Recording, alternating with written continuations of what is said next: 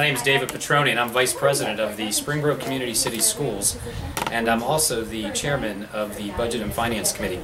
The reason I'm here today is that I watched a YouTube video from Cindy Crow.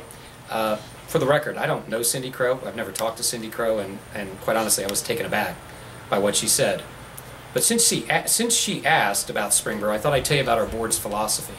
Our philosophy is really founded on four things. First off, we focused on curriculum for our children, fiscal responsibility for our taxpayers. We're asking the board and the district to follow policy, and we're holding people accountable.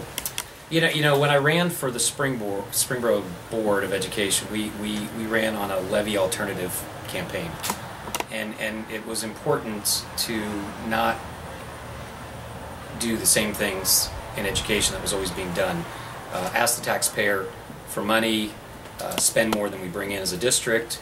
All of a sudden you're in a deficit, and then the first things that are going are things for children's education.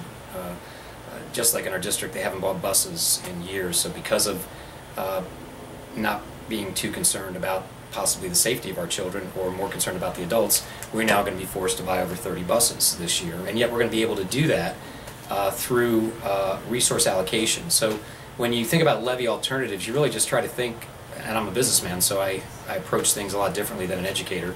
You can't just keep throwing money at education, because it's proven that more money does not necessarily mean better test scores, it doesn't mean better ACT scores, it just doesn't mean that. It's really, you have to look at the whole picture of where and how things are being run and operated. And if you ran your personal finances the way some school districts run their budgets, you'd all be bankrupt. And we just cannot continue to operate that way. There's a finite amount of resources. Springboro tax base has increased over the last year, which is even in a bad economy we've managed to survive. Although I will say that our household income has dropped, and when you think about parity, quite simply put, it's impossible to go to the community and ask for things that are better than or exceed what they have available to them.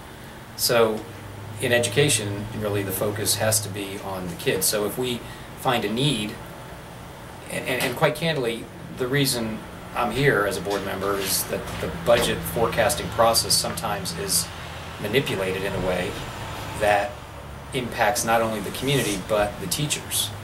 I mean, they don't know how much money is available. We're always projecting deficits, and the first thing that happens is we start leveraging the community at the expense of the kids. So it's really about putting kids first, not adults first.